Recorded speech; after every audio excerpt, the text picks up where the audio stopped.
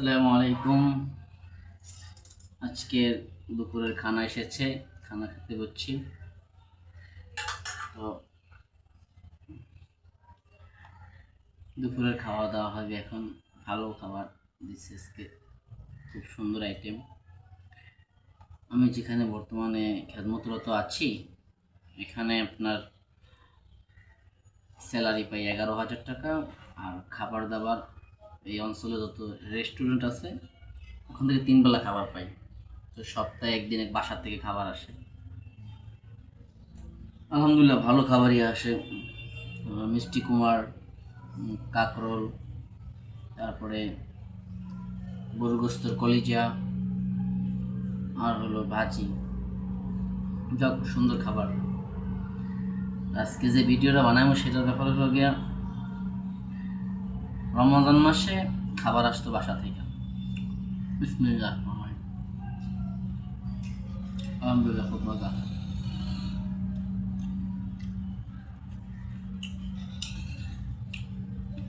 রমজান মাসে খানা আসতো বাসা থেকে 1 মাস, আর রেস্টুরেন্টের খাবার আসতো। পর্যাপ্ত পরিমাণ খাবার আমি খেতে পারতাম না, তাই একজন ভালো মনের মানুষ মনে করতাম আমরা, তারাই না আমাদের সাথে বসে খাওয়াইতাম। যে একা তো শেষ করতে পারি না, আপনি আমাদের সাথে রাত্রেবেলা খাওয়া খাবেন। তো তারা রাত্রে আসতেন, অনেক রাত পর্যন্ত হয়ে যেত। তাদের অপেক্ষা করতে করতে কোনোদিন 11টা বাজতো, কোনোদিন 12টা বাজতো। তো মানুষটার সাথে একটা ভালো সম্পর্ক হয়ে উঠছে। যাক, ভালো সম্পর্ক, মানুষরা যা বলতো আমি বিশ্বাস করতাম। সে আমাদেরকে উপকার করতো, অনেক সময় ছোট্টখাটো উপকার করতো।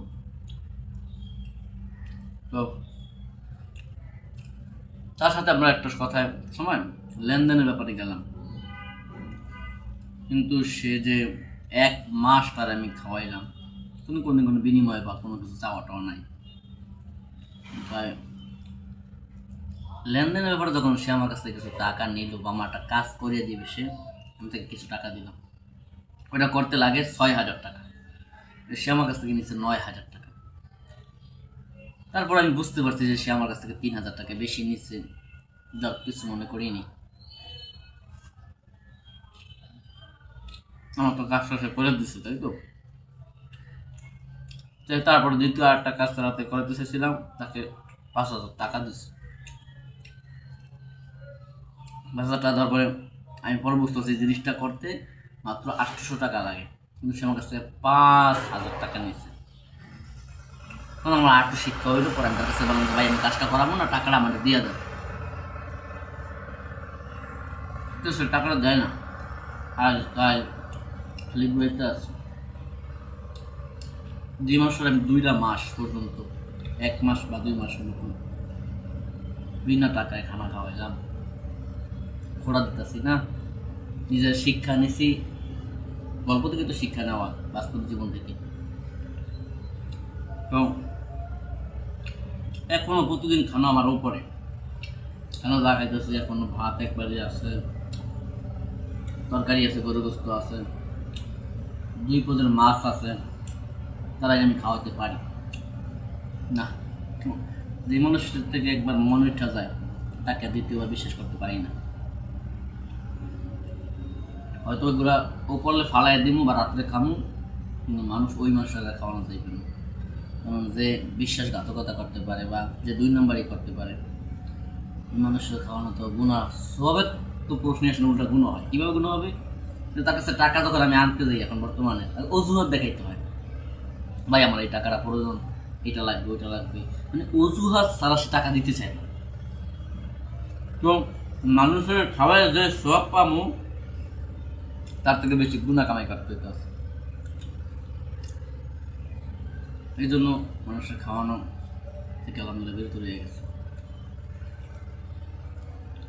বুঝলাম যখন, শিখলাম তখন, দোকা যখন খাইছি তখনই শিখলাম।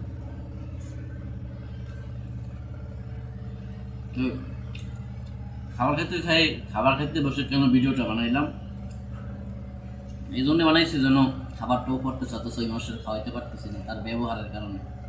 সে হোটেলে খাওয়া দাওয়া করে, টাকা দেখেই না, সে ভালো খাবার ঠিকই আমার আছে, তার খাওয়াইতে পারতেছি না, কারণ তার ব্যবহারের দ্বারা সে ধ্বংস, মানে আমার কাছ থেকে সে দূরে চলে গেছে।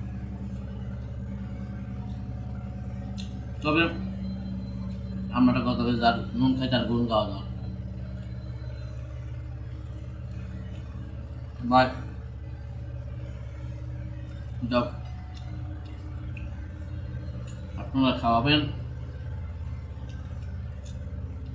কিন্তু টাকা পয়সার লেনদেন ব্যাপার জানতে বুঝি একবারে ধ্বংস করে দেবে। এই পর্যন্ত 2-3টা ভিডিও বানাইছে যে টাকা ধার দিয়ে আমাদের কি অবস্থা হয়েছে, আমি এখন বুঝতেছি আসলে তার মানুষকে বিশ্বাস করে টাকা ধার দেওয়া ঠিক না, সম্পর্ক নষ্ট হয়ে যায়, সম্পর্ক থাকে না। সবাই আল্লাহ হাফেজ, খাওয়াটা ঠিক মতো খাই, সবাই ভালো থাকবে।